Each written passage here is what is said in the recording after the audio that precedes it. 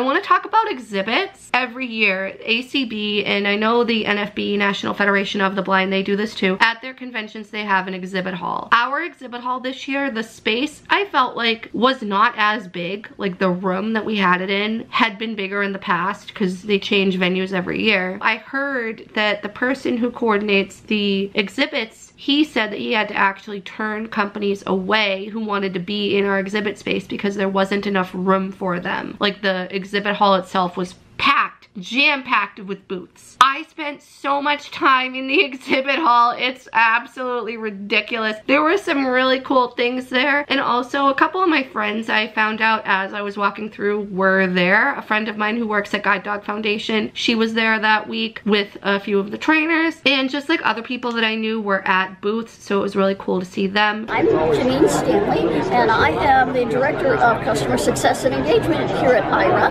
and we have come out with a new feature called Access AI. It's our entry into the AI image description space, and we offer a wide range of abilities under that feature, including multiple image descriptions. So you can use one prompt to handle multiple images, which is great when you're trying to decide which shot is the best one. We also have chat history and the ability to verify every session with an Aira visual interpreter, so you can actually see if things are correct, and all of that is free. Amazing. Yep. That is so cool. Thank you so much. However, we got to do some really neat things. One of the coolest things that I think that we saw was this woman who works for View Plus. What they do is they do tactile graphics and also tactile coloring pages. I think that this color concept is really neat because, like, for me, I can see the colors, but then like other people who can't, like, we're on an equal playing field. This is a coloring book. This is a color reference sheet, as you probably saw in that clip. Each color on the page is a different texture. So for example, with the shades of black and white up here, the more that you go across, the texture changes on the thing. So for the black, for example, the dots are bigger, they are a little like farther apart. The more that you go over towards the white shade, for example, the dots are much smaller, they're much more closer together. All of these colors are different textures. Red, it feels like a brick wall. So people who are blind and kids who are blind can be on the same playing field as like their sighted peers, for example. She gave us so many freebies, it's absolutely ridiculous. One of the things is a word search that we actually gave to a friend of ours who's a teacher at a school for the blind in her state. This is a tactile and print word search from the View Plus booth. Here we have some words that you can find, and each page is different. It's really neat. The letters and everything is in large print and Braille, which is so cool. And the way that this was done is she ran this through an inkjet printer and then ran it through a Braille embosser. And now we have this final product, this really neat word search book. And I just think that's really cool. And you also have things such as Winnie the Pooh here, where his whole entire body, every color that's here is a different texture. So somebody who is blind or who can't see colors can feel the difference between the textures on the page. Here's Pikachu. So you can kind of see, I don't know how well this is actually coming up on camera, but you can see with Pikachu, for example, the yellow texture of him is colored differently than, say, the red of his cheeks or the black of his ears. Things like this are really used for making graphics, like tactile maps and graphs and things like that, but also tactile coloring pages as well. You guys probably remember my friend Tanya. I did a video on her coloring pages a while back. I'll link that up in the cards and down below. These are some of the ones from View Plus. For example, the outline of this page I'm showing right now, it is sunglasses and a pair of flip-flops, and although you can feel the outline, it is also a thick black line, like line art. So somebody who might be very low vision or who could see very high contrast, if they wanted to color this in, they could color it in by feeling the tactile lines and by seeing the very high contrast black on white. As is the course with exhibit halls, you do get a lot of freebies. Another cool thing that we saw, I have my bag of tricks here. Let me pull this out. It's a brochure that I snagged from a table. Oh, in addition to, really quick, the tactile coloring pages from View Plus, we also have tactile Braille and print greeting cards. We have a happy birthday, a thank you, and a congrats grad one. And the graphics on these, for example, the thank you card with the flowers, you can feel the flowers. And the words thank you are written in Braille around where the print counterpart is. Same thing, there are words on the inside, and there is also a tactile graphic on the inside as well. The words do have Braille over the print counterparts. This woman just gave us all these freebies because she had a zillion things. But this other cool thing that they had that we got to demo, and I will put a clip in after I show you this, is the dot pad.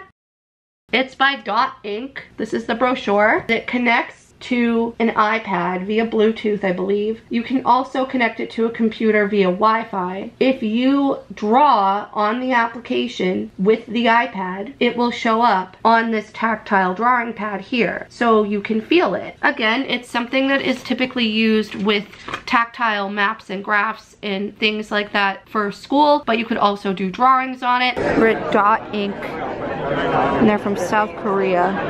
What are the software requirements? I know you said it's Apple devices, but like, does it have to have, like, you know, the newest iOS to run? 15? Yeah. Okay, cool. That's what I thought. Yeah. Okay. That's so cool. Is there an app running on your app running on this? So yeah, so everything is done by the app? Yeah, absolutely. Yeah. Okay, so And we also same things on the web version too. Okay. So do you have to use the Apple Pencil for this? Yeah, sure. That would be perfect. Or could you use your finger or pencil? Yeah. I'm assuming that this is a wireless connection because I don't see a cable. It's Bluetooth. Yeah, oh, that's so cool. And I like that this. So you buy this and the app is free? No. Oh, you have to pay. Is it a subscription or is it a one-time? Subscription. Okay. Yeah, so cool. We also have a subscription things, but that subscription is our future plan. Yeah, maybe we will release. So you buy the app on the App Store? No. App is free. App is free. Okay. Oh, okay. I get it. We already have iPads. A lot of people already have iPads. Yeah. This is really cool because it can just work with something that you already have. You know what I mean? How much? So all I have to buy would be this device. Yes. And then I create an account with your service, and then it'll auto connect. Yes. So there's no subscription for now. It's just a one-time purchase. Yes. Okay. So is this out now or is it still in development? It's out now. Okay. Do you have a brochure? Try drawing on it hold on, and see what happens. Yeah. Do you have a pencil or just stick a finger for now? Just do it with your finger. Okay. I mean, I'll just write my name. yeah. Oh, you hear the stuff too. Ah! That's so cool. It makes like a pencil sound. Oh, that's neat. That's so cool. Yeah, no, feel it. Does the Braille display down here? No. You need to write down on here. While you rock on the here, that will be translated to with the keyboard. Yes. Okay, so the top part is for any drawing. And then do you have an offline version as well? Okay, so then this what is your question? just completely connects via Bluetooth then to anything. Yeah. What would be the cost? Our target device is 9,000. Okay. The commercial is 9,000. You know, commercial is slightly expensive because in the GSA schedule it's more expensive.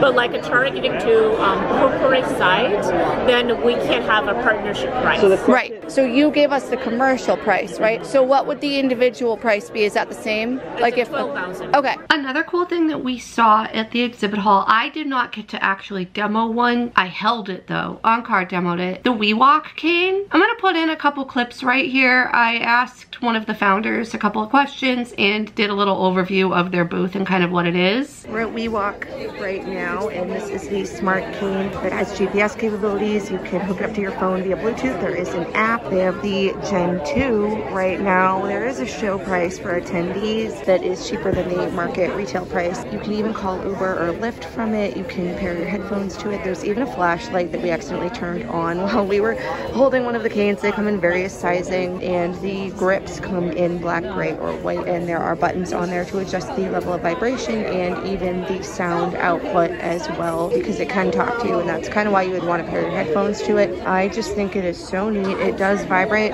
If you are coming within something, the sensor, you can adjust the sensor to be like between, I think, 3 to 5 feet, one of the representatives said. I just think that this is probably one of the coolest things I've ever seen in my life. Can I just ask you what prompted you to come up with the concept of WeWalk? All our technologies are based on lived experiences, and I am the not only visually impaired person in our team. We have other colleagues who are visually impaired. So one of those lived experiences was, I was at New York City to give a speech at the United Nations. Right. And while I was going to my hotel, I was using my traditional white cane with my one hand, and I was using my smartphone at the same time.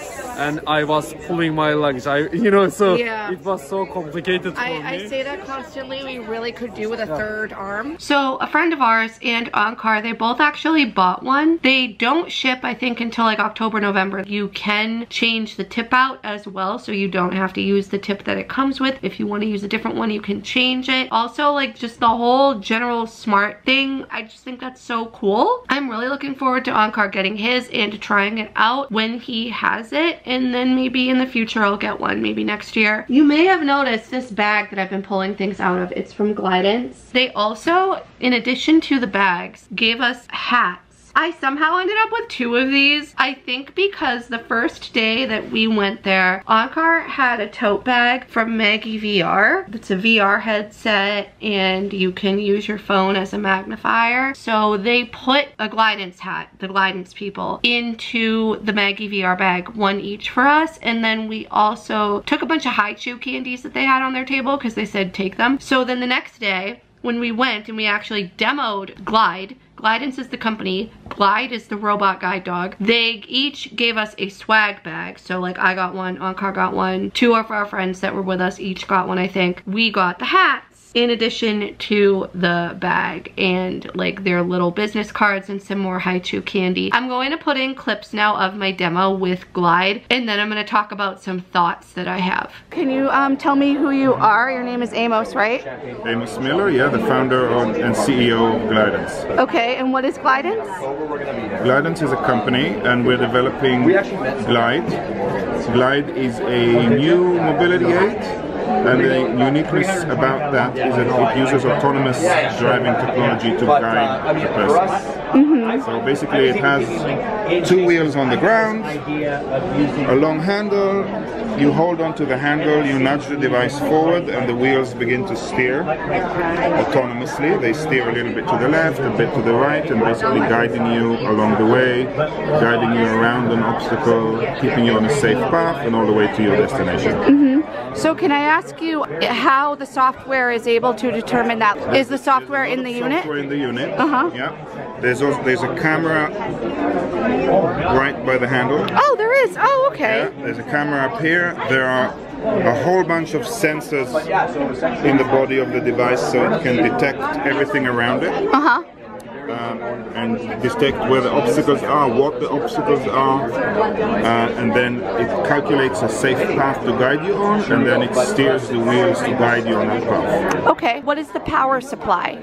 Is it a battery? Battery, yeah, it's battery that sits in the base of the device, and it's an all-day charge with 6 hours of active use. Okay. By the way, we have on our website, glidance.io, the website, glidance.io, we have a very extensive FAQ, frequently asked questions, that really provide a ton of information about the device, about the specs of the device and everything. And I understand, I heard one of the other representatives here say that pre-orders opened today, is that correct? That is almost correct. Our founding gliders are getting pre-orders today. Oh, okay. Tomorrow it's opening to the public. Well, that's awesome. And yeah, we're very excited to open pre-orders. I would emphasize that the ship date is estimated at September 2025, so it's still over a year away before we ship the device. And the benefit of the pre-orders is really, the price is $1,500 and the pre-orders will put a 30% discount on that. When we ship the device, people who pre-order it will get it first. Okay, yeah. And that's really the benefits, and you get to lock us. We have a $20 subscription as well that will be locked for pre-orders, so they don't go above that. Oh, okay. Oh, that's awesome. Yeah. Thank you so much for the information. I really appreciate it. And I'm looking forward to demoing it in a couple of hours too. It looks really cool. Fantastic. Thank you. I'm looking forward to you trying it and letting me know how it went. Thank you. Try now to go into the camera mode. So I'll put on the brakes. Okay. When I switch the mode, it should say tracking person through the camera. And then if the handle's buzzing, that means it's still following me. So we'll give that in a second. Just a second to start that. Tracking person. Okay. So it should be tracking me. Okay. And this would be an example of maybe following a host to a table at a restaurant. Yeah. Or just if you want to follow a friend through a crowd, I want you to be able to kind of just walk and follow somebody. Tracking person. We're also including ultra wideband in the next version of the device, and that's so that you could follow a beacon. It's like maybe somebody puts an AirTag in their pocket. Tracking person. Oh, that'd be so cool. Tracking person. Okay. So I'm going to switch the mode back to menu. We'll head over to Maya. So I have some vision, and I noticed that this keeps like turning even when I don't see an obstacle in front of me. So like, is that a user error? No, that's me. I would just kind of let. Oh, you have the controller? Yeah, I do. I forgot. Yep. So the first part of it was using that, the tracking person, and using just the camera. Oh, okay. Yeah, no, I thought you got the Xbox controller. I'm Maya. Hi. So over here in front of you, I have a different. Yeah, this looks very different than the other one. Yeah, so it's just built. We're trying to separate different building blocks. Yeah. Right. This one uses different cameras, so I got to go, you guys. Because it's using depth information to sense obstacles around you. Oh, okay. And it's just trying to figure out what to do. We're still working to make it. No, that's fine. I just was curious as to like why it was doing that. Yeah, this is wheels turning, so it's trying to avoid obstacles. Oh, okay. So this one is freestyle, so it doesn't have a preset goal. Okay. You're in full control of it. It's going to go wherever you want to go. Okay. But while you're doing that, if you feel like you need to either to the left or to the right, I want you to follow it because it is trying to avoid obstacles. Okay. Yeah. So go ahead. Good. Thank you. This one needs a little bit slower walking pace. Yeah. I was with you when you were doing it with Tommy. Yeah. All right. So we're still working on the reaction time and